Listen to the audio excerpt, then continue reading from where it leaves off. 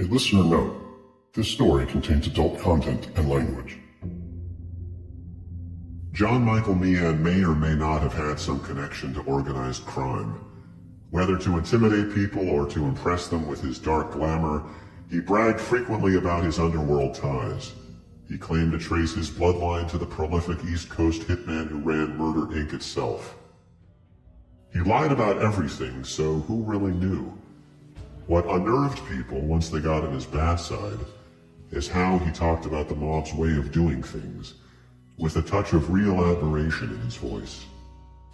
Like the mob's tactic of getting back at enemies, they didn't go after the enemies themselves. A dead enemy couldn't suffer after all. You went after the loved ones. You went after their families.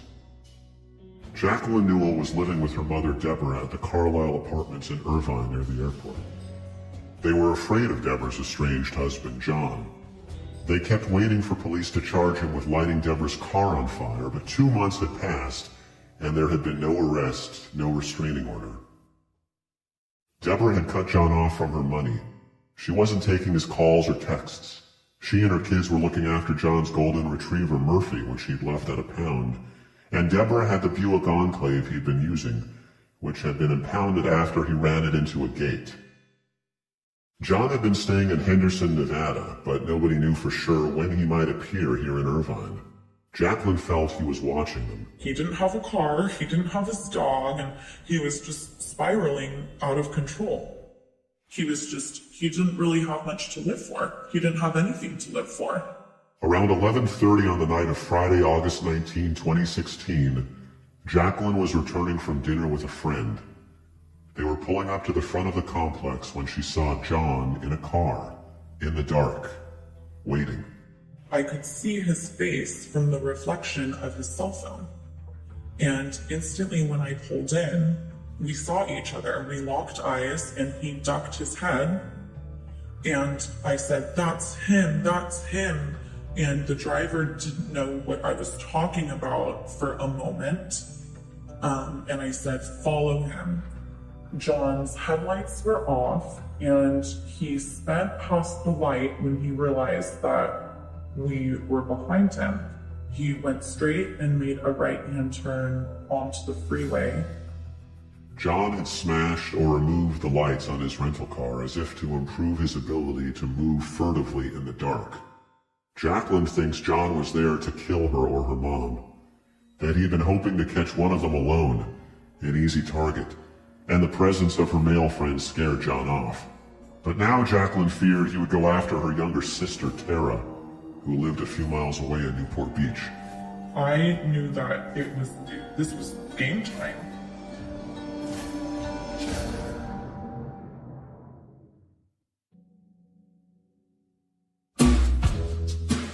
From the Los Angeles Times and Wondery, this is Dirty John. I'm Christopher Goffin.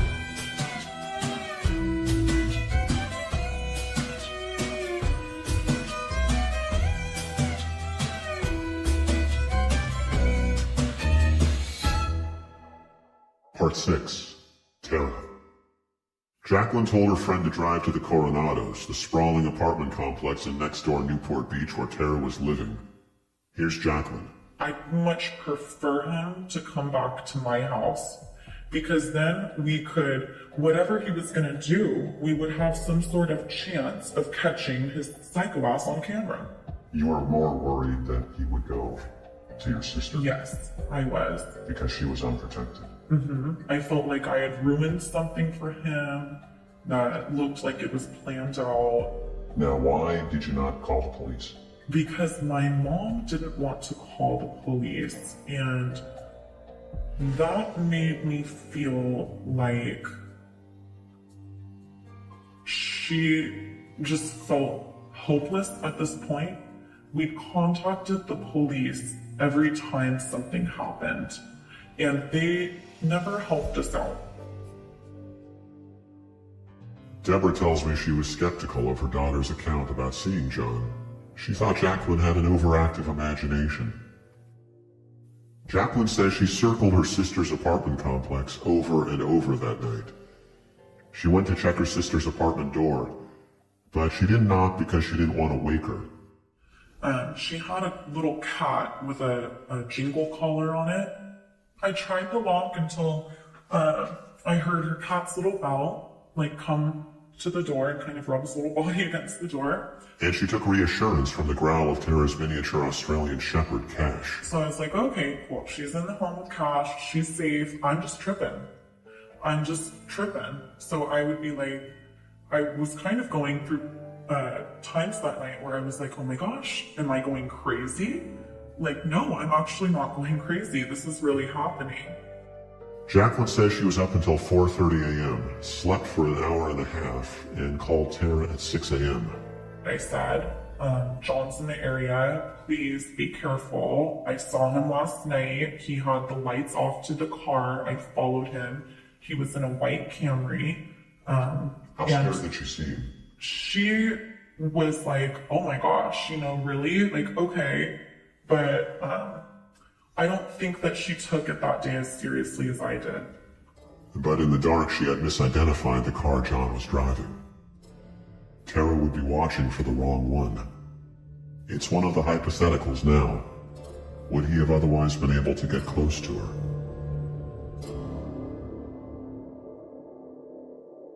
Terra Newell was 25.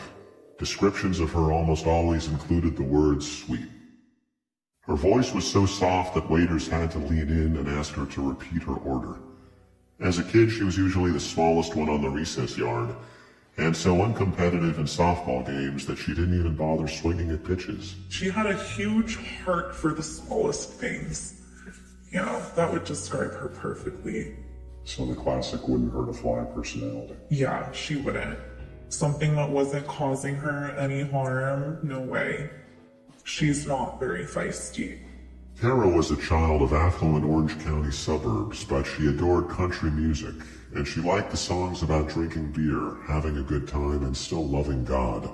Like the company of dogs, music made her forget her anxiety. For years, Terra had lived with a vague sense of dread. When she was around 6, she woke up screaming, convinced that someone had climbed through her bedroom window to try and snatch her.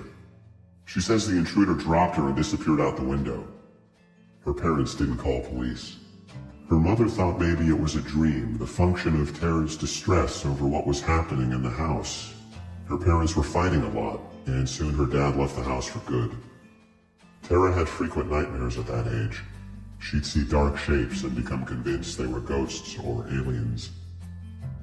Over the years, she says she wondered whether she was a little crazy. In therapy, she questioned whether the abduction memory was a real one, but became convinced it had actually happened. When she was a teenager, a guy she'd been dating flipped out and rammed a car into her leg.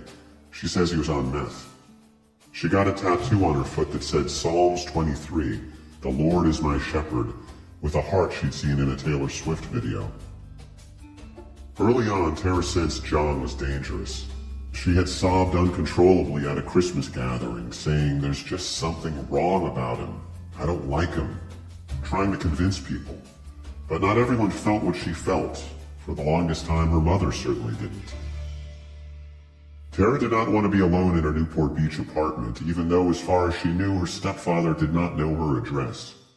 As often as possible, she had friends over to crash at her place. Well, the gate was always broken, so he could follow me and just be on the street and probably see where I parked. To be honest, I kind of feel like he was watching me for months. Just off and on, So I would always look back and see if anyone was there. Terra had premonitions of death. She wrote out a note and put it in her drawer. If anything happened to her, it said, she wanted her ex-boyfriend to get her dog. She says she had a dream that John was attacking her, and she had a knife and she had to stab him to save herself. She wasn't a fighter and had no background in the martial arts, though she studied television violence with uncommon intensity. The Walking Dead was a reservoir of survival techniques, like biting, as demonstrated in the season 4 finale, when a character escapes a tight spot by opening a bad guy's jugular with his teeth. and they got surrounded by this group of guys, and they were trying to harass and do other stuff to them, and then Rick just bit off this guy's neck. So that reminded me of when my teeth were wet. Like you pick up stuff from watching stuff or like hearing stuff. I'm more of a visual person, so like how they hold a knife, I guess I knew how to hold a knife automatically. Because if you hold it the other way, it's more easy to fall out of your hand and stuff. And then you mean hold it the right way, like? Well, you gotta hold it tight so that you don't cut yourself. And then also you hold it like kind of like you make a fist. Where if you hold it like a different way, then it's less control over the knife, and so it's more easy to take it from you. And you learned all this from the show? That show, and then Dexter, and like all the other CSI shows. An important feature of zombie combat is that the enemy is undeterred unless you get it in the head. A stab to the head or shot to the head, and then you kill the zombie. They're already dead, but then they're undead, and you need to kill them. Yeah, you need to kill their brain. But it sounds like you absorbed a certain mindset from the show more than a specific technique necessarily. Yeah. How would you describe that mindset? Kill or be killed.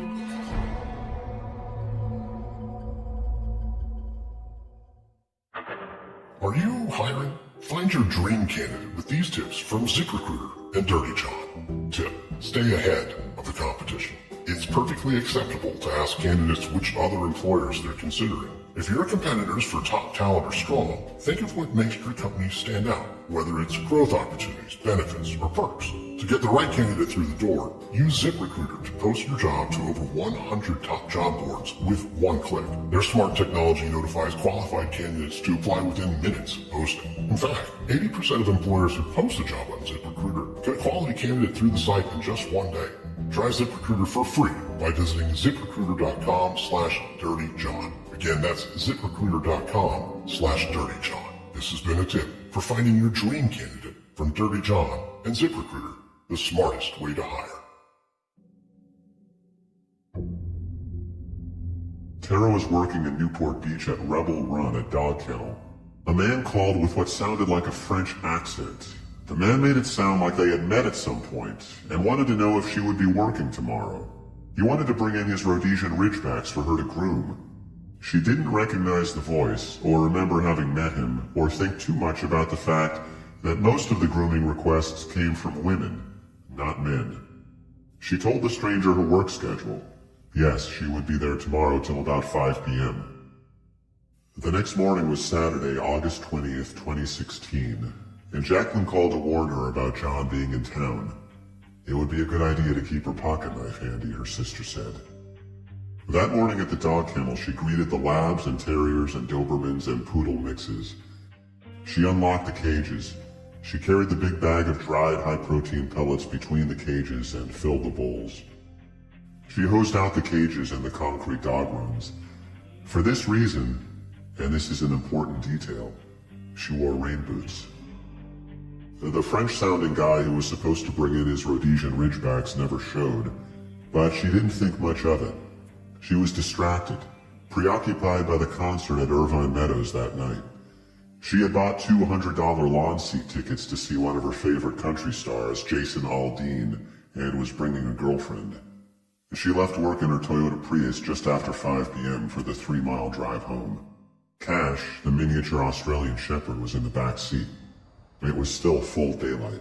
There was someone backed up into a parking spot. It was a Dodge Dart, I believe. And there was a man fidgeting in the back. I saw him with a tire arm. And my dog started to growl and bark at him. But I kind of thought it was a homeless man. Just like living in his car and going through his stuff. So I just parked to my spot and I parked face forward. And we don't have assigned parking, but I park in the same spot every single day. She says she carried bear mace in her car, a gift from her sister, and pepper spray in her purse, and a pocket knife, but at the moment she pulled into her parking spot, the knife was up in her apartment. John Meehan had removed the license plate from the gray 2016 Dodge Dart he had rented from Enterprise. Inside the car, he had assembled what police would call a kidnap kit. An Oakley backpack, camouflage duct tape, 13 cable ties useful for binding wrists and ankles, and 6 knives from a Belgique cookware set. He had a passport as if to flee the country. In his cup holder, he had a vial of injectable testosterone. He had been formidably big, 6'2" and 230 pounds of steroidal muscle, a survivor of jail and prison cells in at least 3 states. He had lost serious weight over the months. He was down to 163 pounds. But his intended victim would still be a foot shorter and 33 pounds lighter. He would have the element of surprise. He would have the knife. It bore no resemblance to a fair fight. And then I got out of my car, I got my dog out of my car, and then I walked to the back license plate, and John came up and grabbed me by the waist, put his arm around my waist, looked me in the eyes, and he said, "Do you remember me?" And I didn't even respond to that. I just tried to get away from him. He started grabbing me, trying to put his hand over my mouth. I bit him. I was pushing him, trying to get away from him. He started to punch me, I thought. But it turns out he was stabbing me. And one of my automatic reflexes was to put my arm up to protect my chest. And I also had my purse with me, so he stabbed my purse a few times, I believe. And then he also got one in my arm that was 1 inch deep. We were just kind of wrestling for seconds, but it seemed like forever. It seemed like minutes. And I was just trying to run away from him, but he kept on grabbing me and kept on trying to stop me. We fell to the ground. My dog was also attacking his ankles and biting him, just going off on him. And I fell onto the ground, I fell on my back. And he was on his knees with a knife, just trying to stab me. 3 floors of apartments flanked the elevated outdoor parking lot at the Coronado's apartment complex. Overlooking the scene where John Meehan attacked Terra Newell were long rows of windows and balconies. Dozens of them, even scores, afforded a clear view. It was a clear, bright day. Blonde, small-boned Skylar Sepulveda, 14 years old, didn't know Terra, but looked like she could have been her little sister. She had just pedaled home from junior lifeguard training at the Balboa Pier on her beach cruiser. She was in apartment T302 wearing only a t-shirt covered swimsuit when she heard the screaming and went to the window. She saw Terra struggling on her back on the far side of the parking lot a few hundred feet away, and John Meehan above her. I will never get those screams out of my head. He had a knife. The knife was a long silver blade that was shining. He was holding it over his head, and that was the last thing that I saw out of the window before I started running. Skylar told her mom to call police and grabbed her beach towel. Newport Beach 911. There's a man up here with a knife and a girl screaming. Barefoot, she bolted out the door and rushed down 2 flights of apartment stairs. My daughter's taking a towel from right now because somebody else, she's bleeding. So we're running over there right away. Oh, sorry, she's bleeding. It's really bad. All right, I understand. We have officers on the way. Like, Mom, it's somebody underneath and screaming. And then she saw this guy just raising his hand up and down. Okay, all right. Skylar had wrists so thin, a grown man could have enclosed them with a single hand. She did not pause long enough to worry that the attacker might turn the knife on her when she got to the scene. She just knew that she would blame herself if something awful happened, and she could have stopped. And I had to run up another long flight of stairs up to the top of the parking structure. And once I got to the top, I had to run almost diagonally to where they were. And it probably took me under 2 minutes to run there. I thought it was incredible that people could let and witness other people being abused or just even their life being possibly taken away, and just watching it happen and not stepping in to try and help. I think the majority of it was just the kind of place that it was. By that she means it was a big, anonymous, block-long apartment complex where it was common to overhear domestic arguments and common to ignore them. They thought it was just another altercation that was happening there. They just dismissed it and thought it was normal.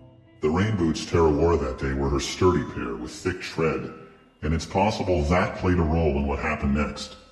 She was on her back, using her feet and legs to protect herself as he stabbed at her. And I kept on pedal kicking him and trying to block the knife. And then seconds later, just doing this, I knocked the knife out of his hand. The knife flew through the air. It landed on the pavement. It landed inches from her right hand. It landed with the handle pointed toward her. I didn't give it a second thought, and I just started wailing on him and stabbing him.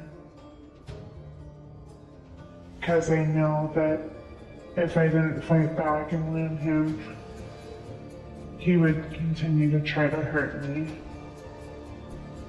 and possibly kill me. She connected again and again. His shoulder blade, his triceps, his shoulder blade, his upper back, his shoulder blade, his upper back, between his shoulder blades, his forearm, his triceps, his shoulder, his chest, his left eye, and through it into his brain. She heard him gasp as he fell heavily on top of her. The last one was in the eye. The very last one. And so, I guess that was my zombie kill.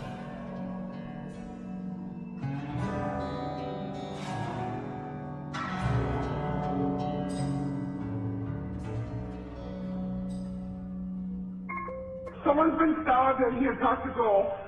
It's a girl and her dog, and then a guy is on the ground. I'm not really sure what happened. We just heard her screaming and it's kind of loud here. Yeah, and the guy's just on the ground. When she reached the scene, Skylar Sepulveda found John Meehan face down, bleeding and convulsing. Terra was crawling away, shaking, screaming about how he had stalked her and tortured her family. She was terrified that John would get up and attack her again. Skylar saw the wound on Terra's forearm and she began to wrap it with her beach towel, tightly the way they taught her in junior lifeguards. There was a gash where you could see blood and muscle and tissue. For sure, it was the deepest cut that I've ever seen in real life. And I knew that she just needed to calm down in order to properly get better, because screaming and flailing her arms would not have helped the bleeding. So I was doing my best to try and tell her that it was okay, and that he wasn't going to hurt her anymore, and that she was safe. She started talking, and she also tried to calm me down and just started asking me questions. And then I realized I was just in hysterics, so she started to ask me random questions about other stuff, like, when's my birthday? Like, where were you gonna go tonight? Others had arrived to help. And then the other guy went to go check on John, and that's when I called my dog back over to me, and I ran down the hill because I couldn't be around him. I was scared he was gonna wake up and try to hurt me again and hurt this guy and just like blow past him and try to get me. So I ran down to the hill with my dog and with my arm like wrapped in the towel. And then I asked her to get my phone. She ran and she got my phone. I called my mom and I told her, I'm really, really sorry. I think I killed your husband. And my mom was in hysterics and she was like, what? I don't understand. And then I just kept on telling her, I think I killed your husband. John tried to kill me and I stopped him. And she was like, okay, I'm on my way. Police, do you have an emergency? Yeah, we do. We got, stabbing. What's the woman? Please, come on. You have a male and a female? Please. The male's not doing well. Just one second, Bill. Please. Okay, female this. Hold on 1 second. Hold on 1 second. John Meehan was not breathing when the police arrived and had no pulse. But they administered CPR and soon his pulse was back and he began to take small, short breaths on his own. Subject was moved to ICU 18. Roger, ICU 18. They rushed him to Orange County Global Medical Center in Santa Ana. Paramedics tried to load Terra into the ambulance for the trip to Hoag Hospital. I wouldn't let them put the IV in me or anything until they gave me my dog back. And so Cash came with me and then I let them put the IV in. He rode with me in the ambulance and they were asking me questions and I just told them I really wanted to go to the Jason Aldean concert. They told me, I don't think you're going to be able to go tonight. And so they felt bad for me. And then they turned on some country music to just try to calm me.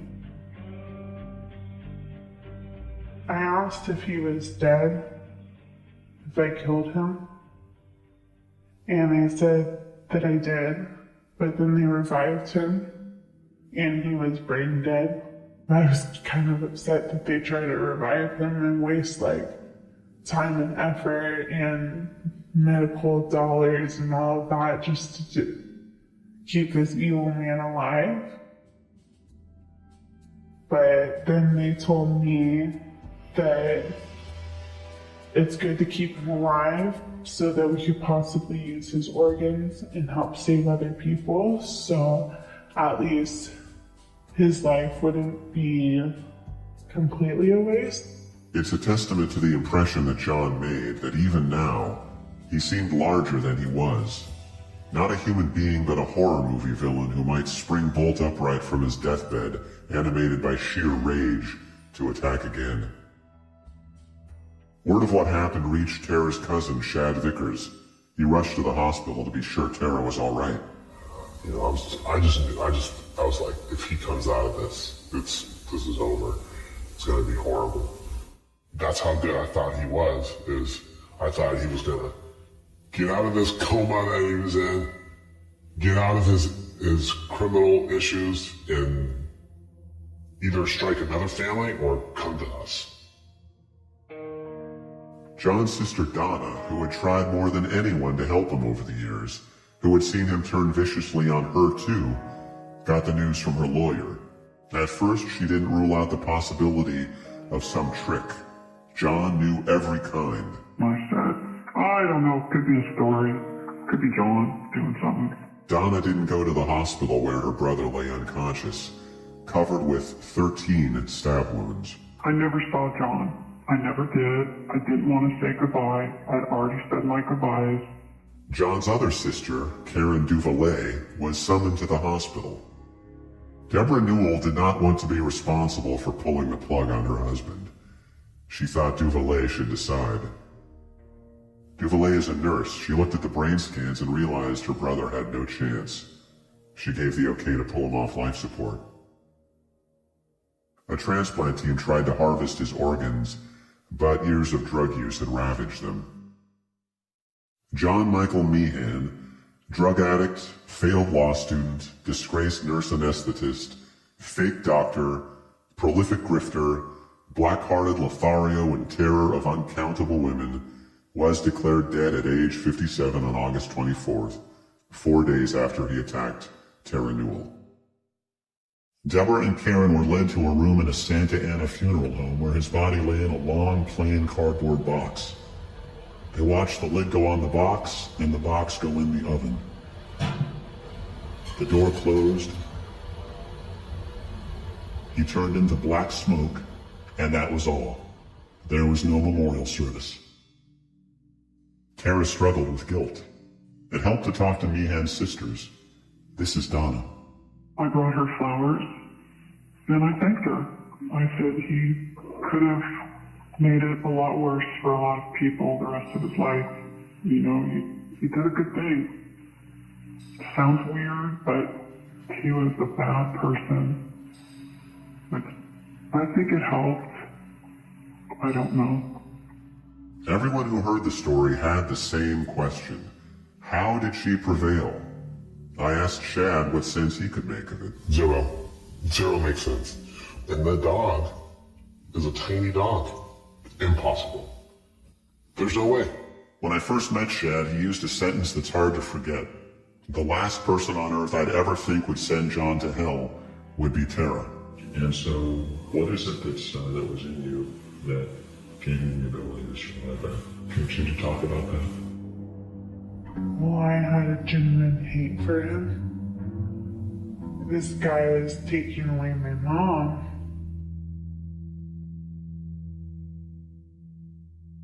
It's possible to make some educated guesses about what else contributed to the outcome.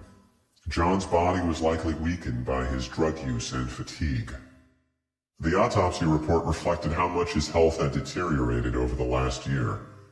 At 163 pounds, he was 67 pounds lighter than he was listed on his driver's license.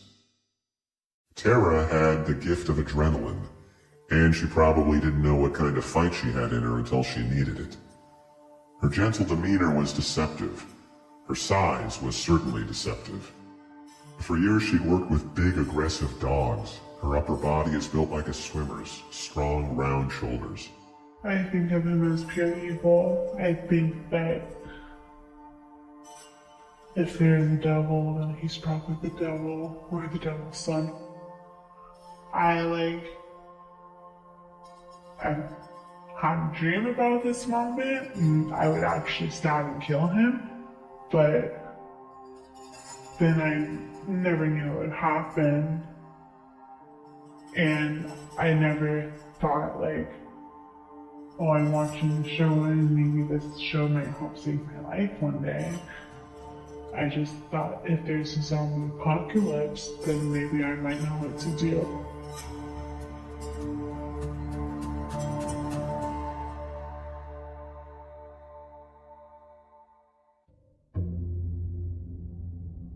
Detectives told the prosecutor, Matt Murphy, that it looked like a clear case of self-defense. 99 times out of 100, you're, the nice person is the one that winds up dead. I can't tell you how many times, this guy's on the run after this, and we find this poor woman dead and duct taped in the desert or on the side of a freeway, because that's usually the way these things end. I don't think this went according to plan for me. What he expected to do, I believe, was to pull out the knife, and she would do, again, what we see on TV.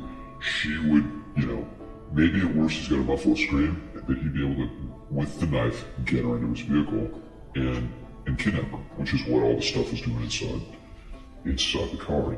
So he's got to move her from, her world into his, and she decided to fight. And that's where things went wrong. I think it's basically an illusion fostered by the movies we love and our need for comprehensible narratives governed by cause and effect that people's personalities can never really be explained by an event or two. Still, when you're writing a story, you're always looking for some burning insight, some skeleton key that might unlock a person's personality. You rarely find tidy answers, and sometimes nothing resembling any answer at all. You're not going to get the incinerated sled at the end of Citizen Kane, the convenient image that makes you say, ah, so that's what warped this guy's soul. What made Dirty John Dirty John? The prosecutor did not seem vexed by the elusive origins of John's consummate dirtiness. The fact is, some people are just born bad. They just are. And from everything I read about Mr. Meehan, he's one of those guys. There's no traumatic event in his life. There's no head injury. There's nothing that happened that I'm aware of that you can look at and say, look, everything went bad for him at this point. Murphy even has a phrase for it, which he picked up during his years prosecuting sex crimes. He says certain predators just have, quote, green worms in the brain. You can't explain how they got there, and you can't get them out.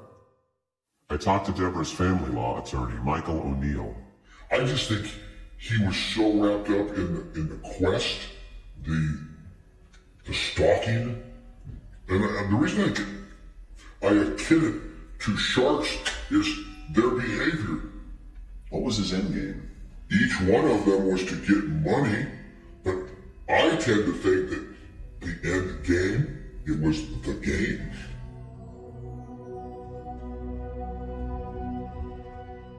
John Meehan never left a note explaining what he had intended to do.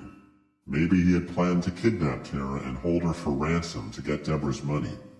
Maybe he wanted to punish Deborah by killing Terra, which is the explanation that seems most plausible to me. And that's what my uncle and my dad would say. If you want to get revenge, you don't put revenge upon who you're mad at. You harm the people they love. This is Donna again. And if anything comes out of this, Chris, that if there's any women out there that just feel, oh my God, how did I not see it? How did I not know? You know, it happened to me too. And I was the only one that ever helped him. And he did it to me.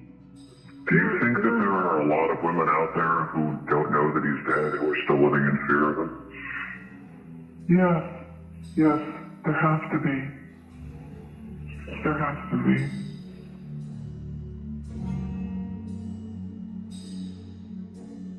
Terra had to quit her job at the dog kennel because the anxiety was paralyzing.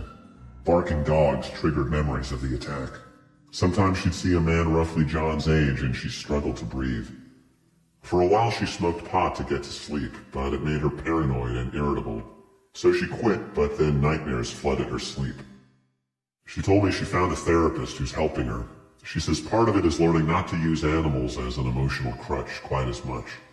And part of it is imagining a safe spot where she can go on her mind when things feel overwhelming. And for me, it's a lake where I was fishing when I was little with my father in Montana. And then my dog wasn't with me then, but I put him in the picture as my protector. Deborah Newell still struggles with guilt that she brought John into her family's life. There is much about him she will probably never know. After his death, she went to the house in Henderson, Nevada, where he had been staying, and found it strewn with needles and painkillers. On a laptop he had used, she found a list of women and their phone numbers. There might have been 200 of them. Some were identified by their anatomical parts. On the day they were married, it turned out, he had been on 3 dating websites. He had about 15 winks or comments that day from girls, and he had sent some, and I thought, we're getting married. Who in the world does that? And that's what made me feel like none of this was real. She says she doesn't have any desire to date a year after his death. She's content with her life. She's close with her kids again. She recently bought her daughters stun guns, pepper spray, and rape whistles. They talk every day, sometimes just to say I love you. She doesn't need a boyfriend or a husband. She says she feels like she's over John. She's concluded that he didn't know how to love, that he was some kind of sociopath. But it took her a long time to understand that. In the months after his death, it was hard, trying to figure out what was real and what wasn't. Was it possible that he had been lying every time he touched her and every time he smiled at her? One of the first times I met Deborah, she showed me footage of their Las Vegas wedding on her iPad. She clicked on it. Deborah, will you take John to be your wedding husband to live together in bonds of marriage? There they were at the altar exchanging rings. Please face each other and hold hands. She was rubbing his hand. He was smiling at her tenderly. John, please repeat after me. I, John, take care of her. Watching it now, she had to turn away. My wedded wife. She had a catch in her throat. Deborah, will you take John to be your wedded husband to live together in bonds of marriage? We love him, comfort him, honor, and feed him so long as you both shall live. Yes. She asked me, doesn't he look happy?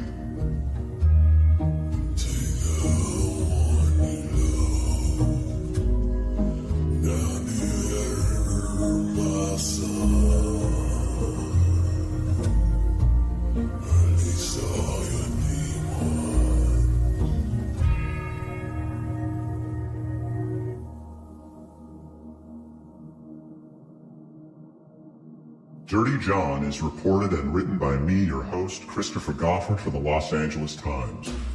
Karen Lowe is our producer and editor. Audio design by Jeff Schmidt.